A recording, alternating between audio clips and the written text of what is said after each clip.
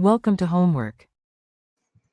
Okay, so problem number 23 states that an electron is bound in a square well of 1.50 nanometers and a depth of the potential U0 is equal to 6 E1, the ground state of an electron, 6 times the ground state of an electron in an infinite one-dimensional square well.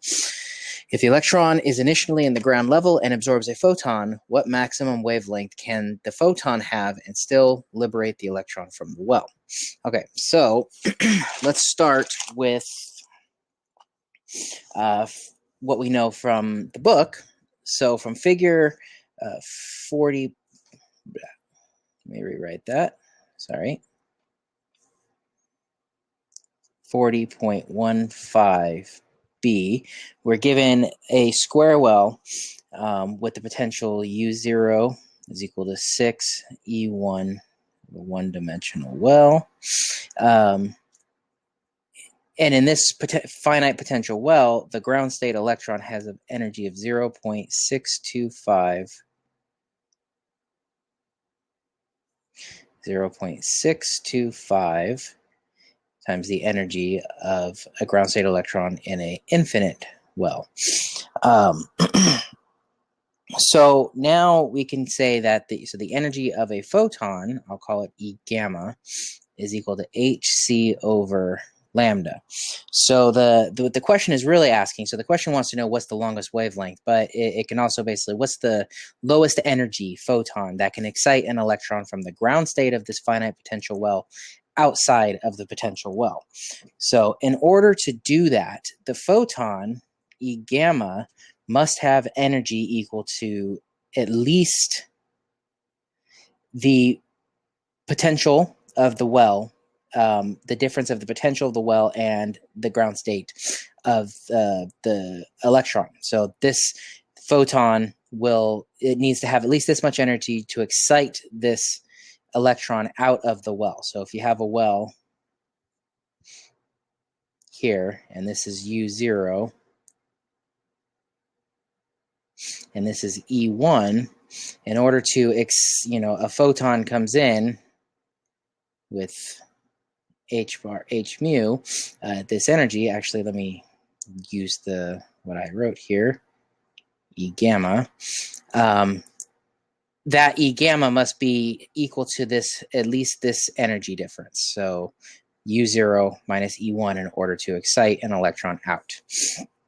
So now if we plug that back in here, so let's solve for lambda because it wants to know what the longest wavelength is. So we'll say lambda is equal to hc over E gamma, which is equal to hc over U0 minus E1, where E1 is equal to pi squared h bar squared over 2ml, or which is equal to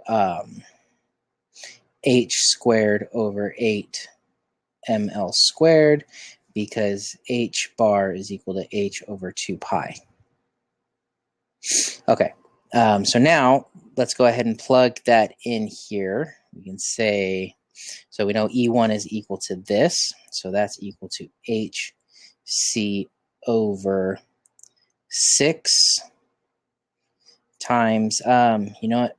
Yeah, that's fine. 6 times E1 1 dW minus 0.625 E1 1 dW. So that's going to be equal to, so this becomes hc over 5.375 E1 1 dW, which is going to be equal to hc over 5.375 times h squared, there should be 1 dW, h squared over 8 ml squared. So we can simplify all of this. So this now equals, so one of these h's cancel. So this is going to be equal to 8m L squared C. Remember, this is the wavelength of the photon.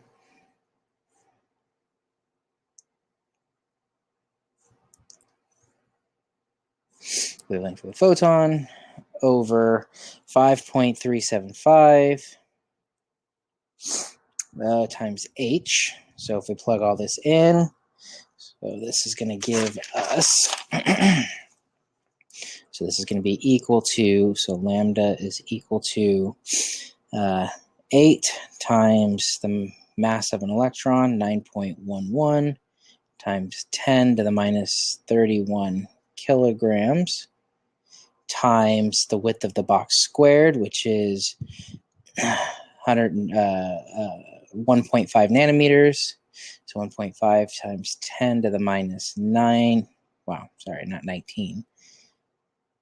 So used to writing that number. 10 to the minus 9 meters squared times the speed of light, which is 3.00 times 10 to the 8th meters per second, divided by 5.375 times 6.626 times 10 to the minus 34 joule seconds. So carrying out all this, you end up with the wavelength, the minimum wavelength, the longest wavelength of light that can excite an electron outside from the ground state, outside of this potential barrier of 6 times the E1 in the one-dimensional well, is going to be equal to 1.38 times, it's supposed to be an 8, let me fix that, 1.38 times 10 to the minus 6 meters, or 1.38 micrometers, which is an infrared photon, basically. So it has to be, photon has to be at least this length, which is infrared. And the wavelength of the photon decreases when the width of the well decreases, because it's directly proportional here. So that makes sense, which means that the energies, so as the width of the well decreases, the energy goes up and the wavelength goes down.